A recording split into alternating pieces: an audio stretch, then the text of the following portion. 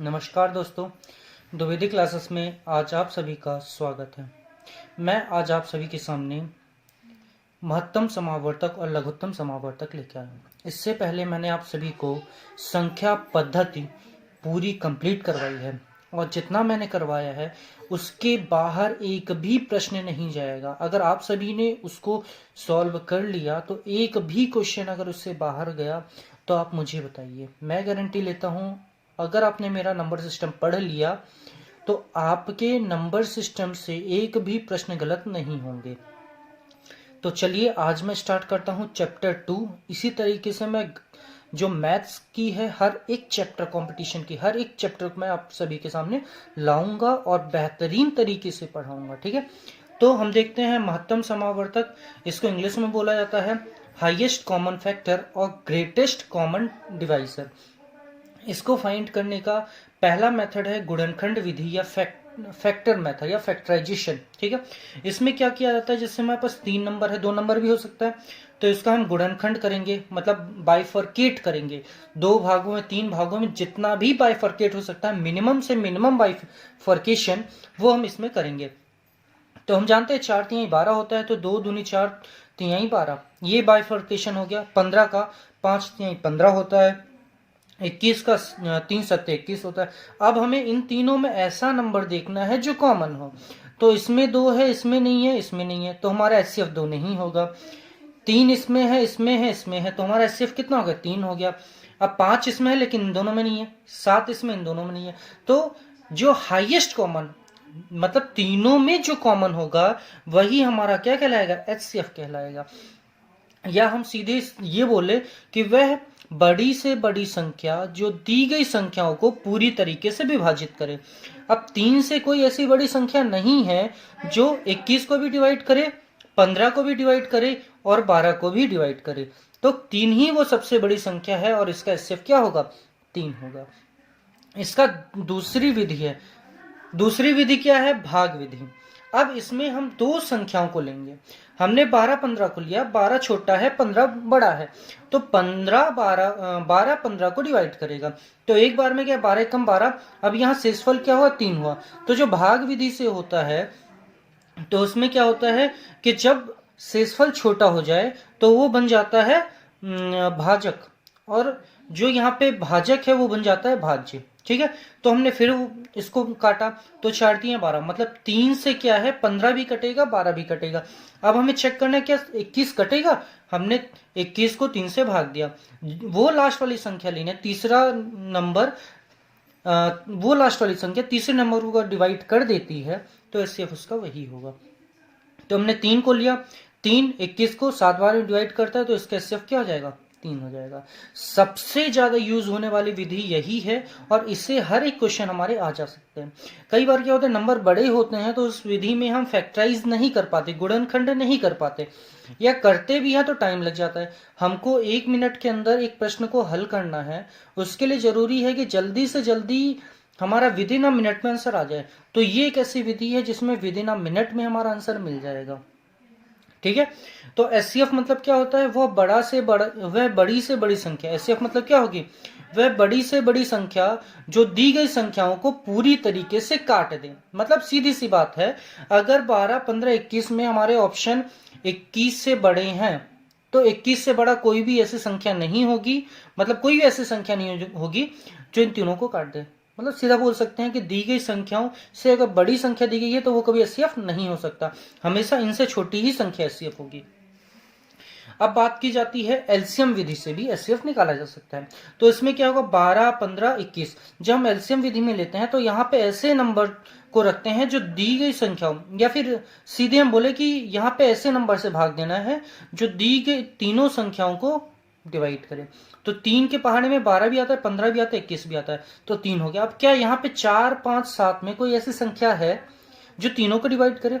यहाँ पे 5 और 7 अभाज्य संख्या है, तो ये पॉसिबल नहीं है। तो यहाँ पे 3 ही हमारा क्या हो जाएगा? एचसीएफ होगा। ठीक है, तो चलिए अगला हम देखते हैं। अगला है हमारा लघुत्तम समावर्तक। इंग्लिश में बोला जाता है लीस्ट कॉमन मल्टीपल। ठीक है। इसको भी हल करने का हमारे पास दो विधि है, दो विधि से हम इस तरह के प्रश्न को हल कर सकते हैं। पहला है गुणनखंड विधि। तो अगेन हमने वही एग्जांपल लिया, गुणनखंड किया 2 गुणे 2 गुणे 3, 15 को 3 गुणे 5, 18 को 2 गुणे 3 गुणे 3। वहां पे हमने देखा था कि जो तीनों में हो वही हमारा एचसीएफ होगा। अब यहाँ पे जैसे 2 जितनी बार आया हो, किसी एक नंबर में जितनी बार 2 आया उतनी बार हमें ले लेना है। तो यहाँ 2 बार 2 आया, हमने 2 बार लिया। फिर 3 आया, हमने 3 लिया। यहाँ 3 एक ही बार आया, लेकिन यहाँ 3 2 बार आया, तो हमने 2 बार 3 ले लिया। फिर यहाँ 5 आया, हमने 5 ले लिया। अब इन सभी का गुणनखंड ही हमारा क्या होगा, एलसीएम होगा। 2 दूनी 4, 4 पंचे 20, 3 त्रिकाई 9, 9 दूनी 18, तो 180 हमारा क्या एलसीएम होगा। तो यहाँ पे हम ऐसी संख्या निकालेंगे लीस्ट कॉमन, मतलब लघुत्तम संख्या। तो यहाँ पे वो छोटी से छोटी संख्या होगी जो दी गई संख्याओं से कट जाए। ऊपर था दी गई संख्याओं को काट दे, एचसीएफ में जो हमको संख्या दी गई होगी उसको वो काट दे, हमको वो एचसीएफ कहलाएगा। और जो एलसीएम निकलेगा वो दी गई संख्याओं से कट जाए। बस दोनों में यही डिफरेंस है, ठीक है। अब हमने देखा भाग विधि, वही एलसीएम मेथड कि हमने पहले 2 से डिवाइड किया तो ये 12 हो रहा है, 15 नहीं हो रहा, 18 हो गया। फिर हमने 2 से लिया, ये 3 बार में, ये 15 का 15, 9 भी नहीं हो रहा। फिर 3 लिया, 3 एक बार में, 15 5 बार में, 9 3 बार में। फिर हमने लिया 3 को, ये 1 का 1 ही रहेगा, 5 का 5 ही रहेगा, 3 का 3 एकम 3, फिर 5 बार में। तो हमने इसका गुणा कर दिया, 2 दूनी 4, पंचे 20, 3 त्रिकाई 9 दूनी 18, 180 आ गया। तो ये हमारा एलसीएम हो गया। मतलब 180 वह छोटी से छोटी, अब इससे बड़ी संख्या हो सकती है, लेकिन 180 से ऐसी कोई भी छोटी संख्या नहीं होगी जो 18 से भी डिवाइड हो, 15 से भी डिवाइड हो और 12 से भी डिवाइड हो, ठीक है। तो चलिए हम आगे देखते हैं। हमें ध्यान देना, एलसीएम में छोटी से छोटी संख्या होनी चाहिए जो दी गई संख्याओं से पूरी तरीके से कट जाए, और एचसीएफ में बड़ी से बड़ी संख्या होनी चाहिए जो दी गई संख्याओं को काट दे। बस डिफरेंस यही है, एक कट जाए दूसरा काट दे, ठीक है। तो चलिए हम आगे देखते हैं। आगे हमारा एक फॉर्मूला होता है कि लघुत्तम समावर्तक गुणे महत्तम समावर्तक बराबर पहली संख्या गुणे दूसरी संख्या। इस पे आधारित प्रश्न आते हैं तो वो हम आगे सॉल्व करेंगे। अगला है हमारा, अगर हमारा फ्रैक्शन के रूप में, भिन्न के रूप में कोई संख्या दी गई है, x बटे वाई, z बटे पी, q बटे r, अगर इसका एलसीएम निकालना है तो अंश का एलसीएम x z q का एलसीएम और हर का एचसीएफ y p r का एचसीएफ।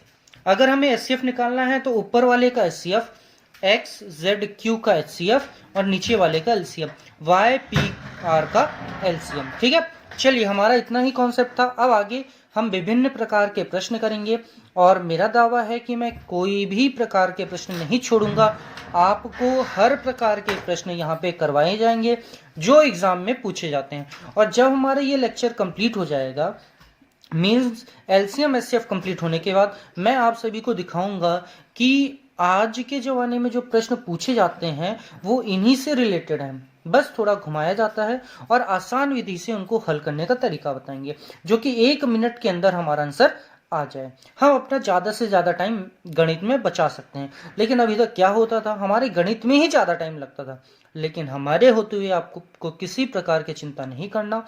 अब आपका गणित में समय बचेगा जिससे कि आप और भी अन्य विषय में जाके सोच समझ के अपने प्रश्न पत्र को हल कर सके, ठीक है। चलिए आगे देखते हैं। तो पहले प्रकार का जो प्रश्न है उसमें ये बोल रहा है एचसीएफ या महत्तम समावर्तक पर आधारित प्रश्न, ठीक है। तो पहला जो हमारा प्रश्न है, इस तरह का प्रश्न आप सभी ने देखा भी होगा कि वह बड़ी से बड़ी संख्या, अब उसने बड़ी से बड़ी संख्या बोल दिया, एचसीएफ हमें निकालना है, क्लू हमसे कोई यहीं से मिल गया। संख्या याद कीजिए जो 24, 60 और 80 से पूरी विभाजित हो जाए। तो एक क्लू यहां से मिला, बड़ी से बड़ी संख्या। मान लो यहां से हम नहीं सीख पाए तो हमको देखना है जो संख्या दी गई है क्या आंसर उससे छोटा दिया है उससे बड़ा दिया है। अगर इससे बड़ा होगा तो क्या होगा, हमको एलसीएम निकालना पड़ेगा, और अगर इससे छोटा है तो एचसीएफ निकालना पड़ेगा। हमें सीधा दिख रहा है इन सभी से छोटा है तो हमको एचसीएफ निकालना है, ठीक है। तो एचसीएफ निकालना है, हमारे पास 2 विधि है। तो या तो हम गुणनखंड विधि से कर ले या भाग विधि से कर ले। गुणनखंड विधि ये छोटा नंबर है तो पॉसिबल है, लेकिन जैसे आगे बढ़ते चलेंगे तो वो पॉसिबल नहीं होगा, इसलिए मैं आप सभी को भाग विधि सिखाता हूँ। बहुत आसान विधि है और 1 मिनट के अंदर, इवन 30 सेकेंड के अंदर आंसर आ जाएगा। तो चलिए हम कोई दो छोटे नंबर लेते हैं। हमने 24 लिया, 24 डिवाइड करेगा 60 को, तो 24 दूना 48, ये हो जाएगा 8 और 4। अब 24 तियां करेंगे तो ज्यादा हो जाएगा, इसलिए हमने 48 लिया। तो 10 में से 8 जाएगा, बचेगा 2, और 5 में से 4 जाएगा, बचेगा 1।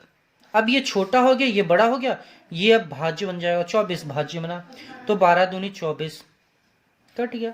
अब जो 12 है वो 84 को अगर काट देगा तो यही हमारा HCF कहलाएगा।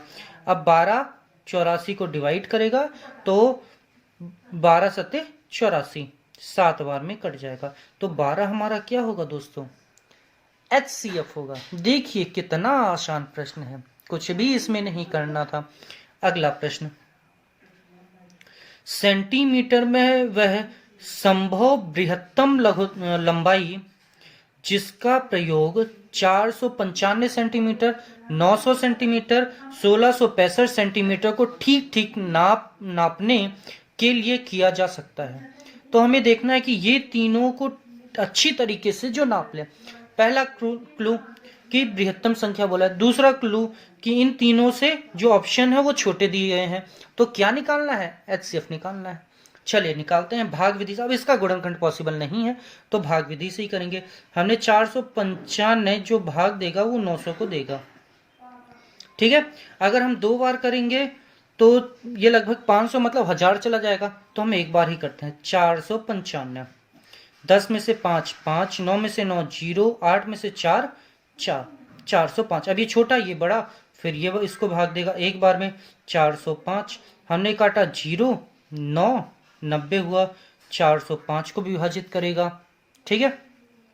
तो देखेंगे कितने बार में, फिर 9 चौको 36, 4 बार में, तो 360 हो गया। 5 और ये कितना हो जाएगा? 10 में से 6 जाएगा 4, 3 में से 3 45, और 90 90 दूना 45, ठीक है। अब 45 जो है अगर 1665 को काट देता है तो 45 ही हमारा आंसर होगा। ऑप्शन में 45 दिया गया है। चलो देखते हैं, 1665 45 तो कितनी बार में जाएगा? 4 तिहाई 12, 3 बार में जाएगा। 4 चौक 16 ज्यादा हो जाएगा, 3 बार में। 5 तिहाई 15 की 1, और 4 तिहाई 12 1 13, ठीक है। ये 6 में से 5 जाएगा 1, 6 में से 3 जाएगा 3, और 15।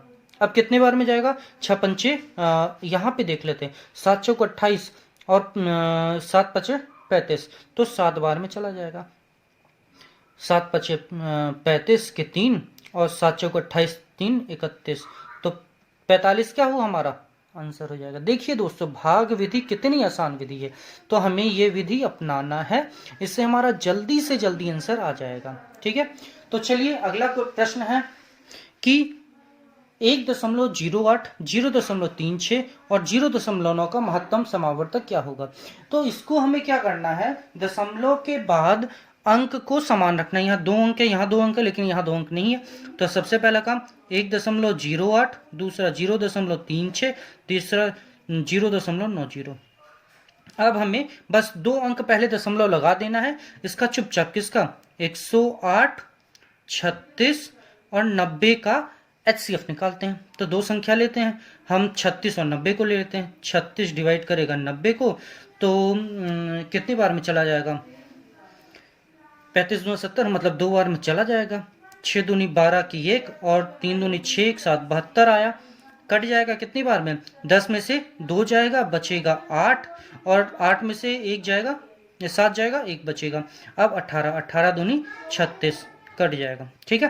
अब हम क्या करते हैं, 90 को 90 हो गया 108,